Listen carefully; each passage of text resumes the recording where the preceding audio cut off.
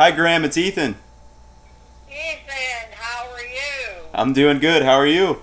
That's actually why I wanted to call. I made a halushki video, Uh-huh. and people like it, so I'm gonna make another one of our the family recipes. So I was gonna do Bellish.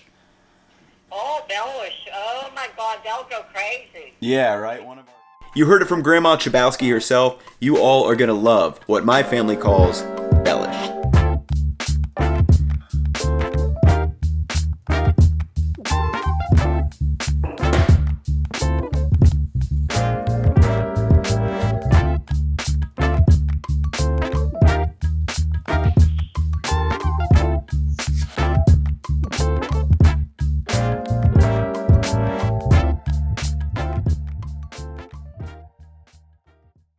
So besides delicious, what exactly is Bellish? What my family makes is a milk and yeast based dough that is then filled with a potato and cheese filling like a huge dumpling.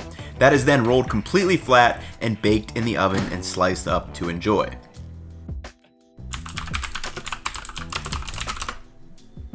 So if you type in Bellish up on Google, absolutely nothing will pop up besides some kind of Russian meat and potato pie.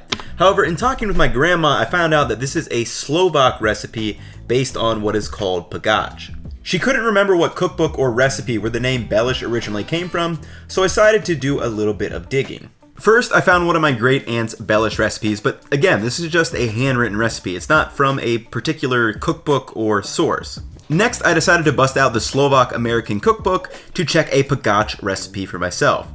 The method is basically the same, except they have options for cabbage filling or potato or cheese separately.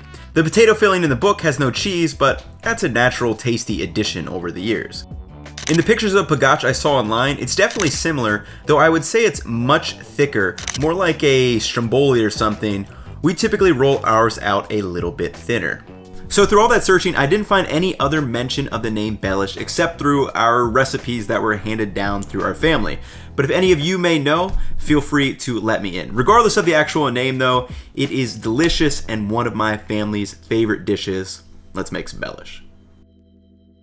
To start making our carb stuff with carbs and cheese, get 320 milliliters or 1 1/3 cup of milk and heat it to around 100 degrees Fahrenheit in the microwave. To that, we're going to add 20 grams of instant yeast and stir that up. With that all stirred up, we're just going to set this off to the side and let that rest for about 5 to 10 minutes until that yeast starts to activate. While that's beginning to activate, add 600 grams or about 4 cups of flour to a bowl, along with 100 grams or around half cup of sugar and 12 grams or about a half tablespoon of salt.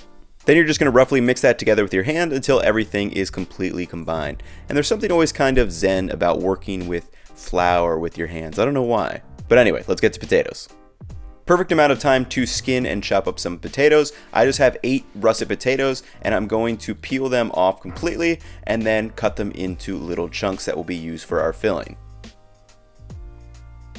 In my family, potato and cheese is the classic original version, but I've messed around with stuff over the years, adding different kinds of cheeses or trying out some mushrooms. You can really stuff this with anything you want. I mean, we even saw in that Slovak American cookbook that, there are things like cabbage filling or different cheese fillings too. So don't be afraid to mess around and maybe try a new filling, but I would definitely start with the classic version first.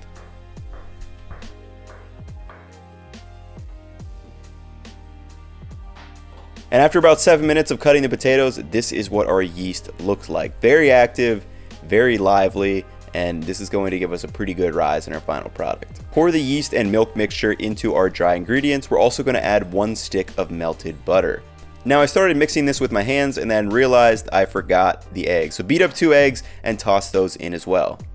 With all the ingredients in there, just mix everything up for about 3 to 4 minutes until everything is completely combined. There shouldn't be any loose flour. It should all be one soggy mass, and it is going to be very, very sticky. But I'll show you guys how to solve that.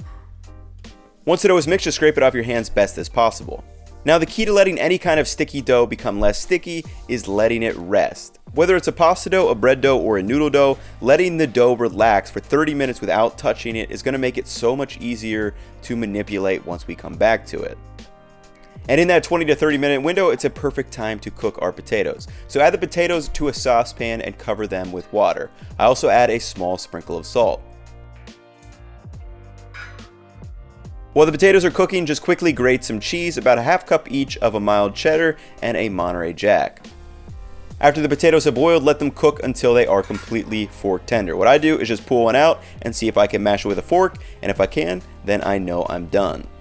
Strain out the water from the potatoes and add them back to the saucepan and begin to mash them. This is what I should have done, but instead I decided to add the cheese first, the half cup of cheddar and Monterey Jack, and just begin to work this together. And these potatoes are going to be pretty stiff because we aren't adding any cream or butter or things like that like a mashed potato, because that's going to help it stay firm once it's filled into the dough. Once the potatoes are mashed, just taste it and add a little sprinkle of salt as needed, and we can head back to our dough. And you can see the power of letting the dough rest. It's not sticking to my hands anymore. Put a bunch of flour down on your kneading surface, and now we are going to work on this dough. Turn the dough out on your floured surface, and we're going to start kneading this. And one of the biggest things I gotta say with kneading is keep working it longer than you think you have to, especially if you're doing it by hand instead of a stand mixer. For this one, I kneaded it for about 10 minutes by hand until everything was completely absorbed and that dough was nice and smooth. At the end of kneading, your dough should be completely smooth and you shouldn't have any issues with sticking. Now you're going to add this to a large bowl and cover it with saran wrap, and we're going to let this double in size. For me, it took about 45 minutes to an hour, though it depends on the activity of your yeast. About 45 to 60 minutes later, our dough has risen perfectly, and one of life's simple pleasures is punching down your risen dough.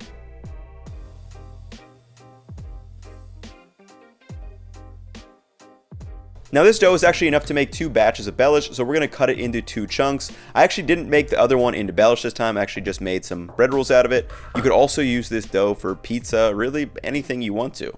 Now you're just going to take half that dough and start flattening it out with your hands. And then when you get to about this thickness, what I like to do on the edges is just make it a little bit thinner with my fingertips, because when we pull that over, that dough is going to overlap. Take half of the potato and cheese mixture and plop it right in the center into a large puck shape. Now we're going to crimp all those edges of the dough together and form this huge potato dough dumpling thing. It's basically like a huge, massive hockey puck. So once you have your filled puck of dough, we're going to let this rise for at least 30 minutes. Just cover that with a little tea towel and we'll come back in 30 minutes. Now with that other portion of dough, like I said, this recipe is enough to make 2 batches of Bellish, but I decided to just go ahead and make some bread rolls out of these for dinner. Now what you're going to do is just flatten out the dough with your hands or a rolling pin and just cut them when they're about maybe half an inch to an inch thick. Then once you have all your bread rolls, you're just going to throw a tea towel over these and let them rise for 20 minutes. This is also a good point to start preheating your oven at 400 degrees. 30 minutes later, this is what our Bellish dough is looking like, and this is the key point where it helps to go slow. What I like to do is use my hands and completely push out that potato filling to the edges of the dough. I don't even touch a rolling pin until it gets to maybe around a half an inch thick. Then I'm going to transfer this over to my baking dish and start working on it with that rolling pin. Now you can really go as flat or thick as you want. We like it fairly thin in our family. Again, this is kind of like one of those key differences from like the pagache recipes that I saw. But yeah, I would say maybe like half an inch, maybe a quarter inch or something. It is going to rise a little bit in the oven, but this looks pretty good to me. We're going to pop the Bellish in the oven for 10 minutes at 400 degrees. After 10 minutes, you're going to take it back out and we're going to flip this over. You can see that some browning has started to occur, and now we need to add the extra special ingredient, more butter. What you're going to do is just take a stick of butter and rub it on that cooked side. Then we're going to toss this back in the oven for another 10 minutes.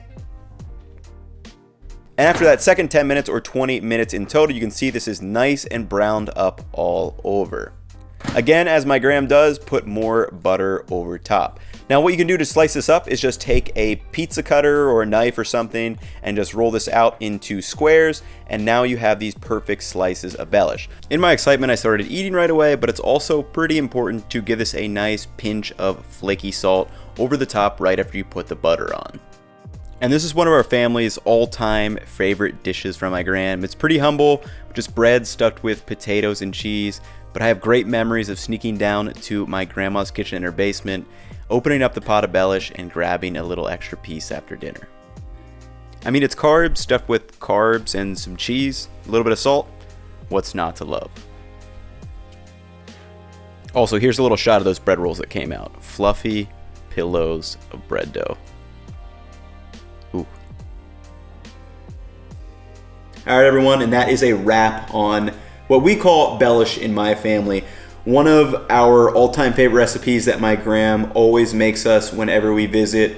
It's just so delicious. There's something about like this light bread with the chewiness of like the potato and cheese filling that is absolutely addicting, and just sitting in front of this is so hard not to grab more pieces. I've already had like 4. But hopefully you guys have enjoyed the video, and I would definitely try this. I mean, it does take some time, but it's not a ton of active time. So, I mean, you can get this done easily in like an afternoon.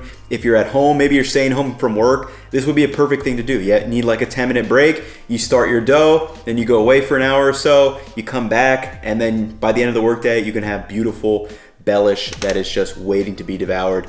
Really cool things that you can do with this too is pop this in the toaster oven after it's cool. It'll kind of crisp up the edges a little bit. You can also make sandwiches out of this. Done that a couple times, and it's absolutely sinful. Sinfully delicious, that is.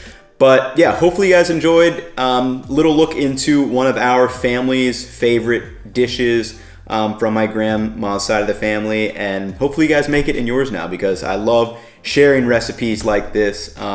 Because I know how much we love them, so hopefully you guys love them too. But that's gonna wrap it up for this video. Hopefully you guys enjoyed, and I will catch you in the next one. Peace.